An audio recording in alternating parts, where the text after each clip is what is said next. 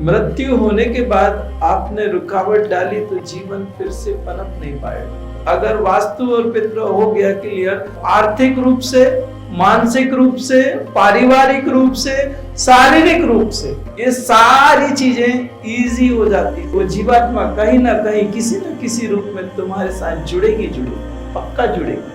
अब तो साइंस भी मानती है पास्ट लाइफ रिग्रेशन, वो पीछे के जन्मों में लेके जाते हैं। लाइफ को कंप्लीट एंजॉय करो।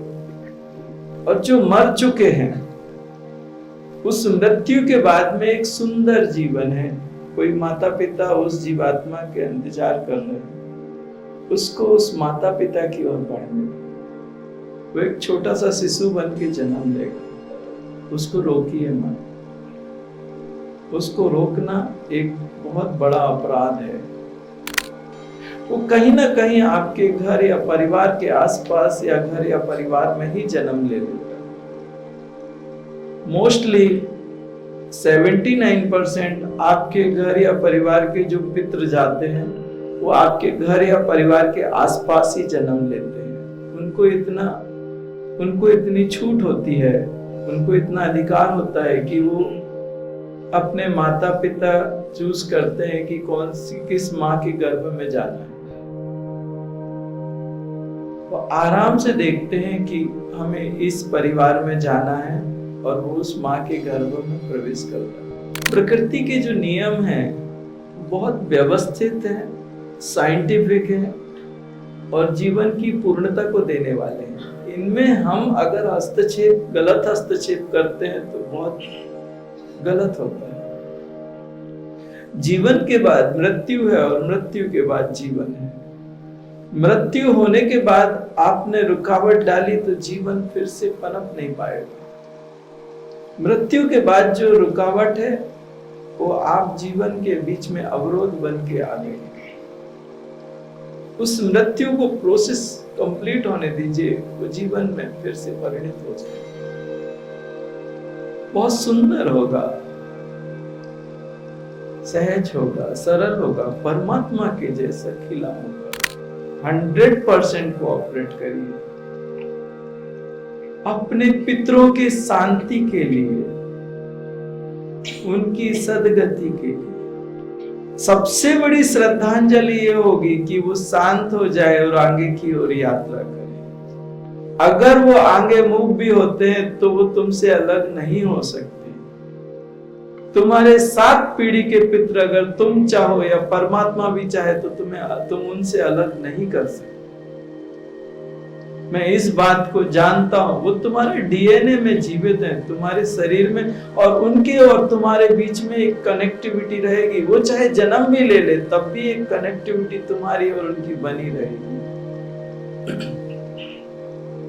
वो कहीं जीवन लेने के बाद वापस तुम्हारे पास आएंगे, कहीं ना कहीं किसी न किसी रूप में जुड़ेंगे, क्योंकि तुम्हारे लेन देन है उनके साथ, तुम्हारा प्रेम है उनके साथ, तुम्हारे व्यवहार है उनके साथ। और वो व्यवहार पूरे नहीं हुए, वो पूरे करने के लिए वो जीवात्मा कहीं ना कहीं किसी न किसी रूप में तुम्हारे साथ जुड़ेगी, पक्का जुड़ेगी। मृत्यु भी उन संबंधों को तोड़ नहीं पाती।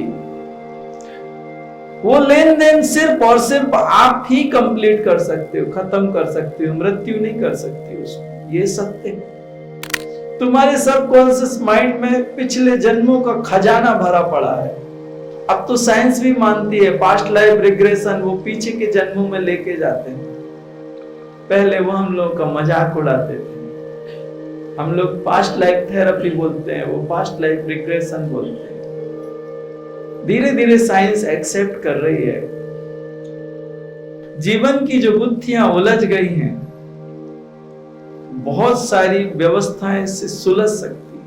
अगर ये चीज व्यवस्थित हो गई तो जीवन सरल हो सकता है, आसान हो सकता है। आपका भी और उनके लिए भी जीवन के रास्ते खुल सकते।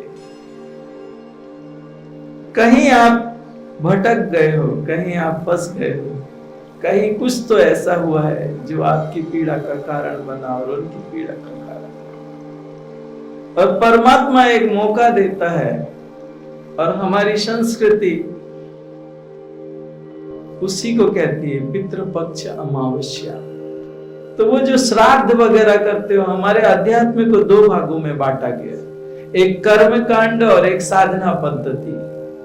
तो कर्म कांड वो पंडितों को दे दिया गया, और साधना पद्धति जो दत्त भगवान के संप्रदाय के जो साधक, सिद्ध मार्ग के जो लोग थे, मैं सिद्ध मार्ग का साधक हूं, मेरे सुप्रीमो भगवान दत्त हैं। अगर वास्तु और पितृ हो गया क्लियर, तो 60 से 70% तक आप आर्थिक रूप से, मानसिक रूप से, पारिवारिक रूप से, शारीरिक रूप से, सामाजिक रूप से, ये सारी चीजें इजी हो जाती। 60 से 70%। मैं खुल के कहता हूं इस बात को, मुझे मालूम है, मैंने किया है।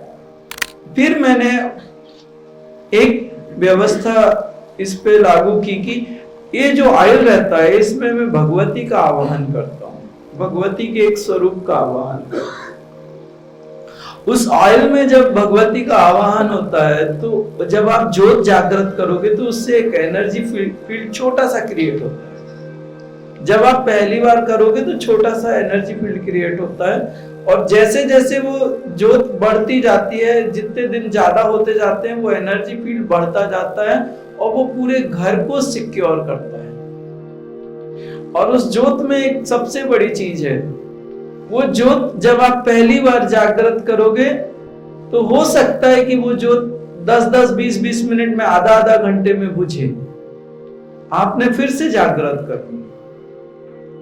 जिस दिन वो ज्योत 16-18 घंटे तक जागृत रहे, और उसमें ऑयल भी कम लगे, और वो आराम से स्थिर होके घंटों घंटों तक जागृत रहे, उस दिन समझ लेना काम अच्छे से हुआ, कंप्लीट हुआ।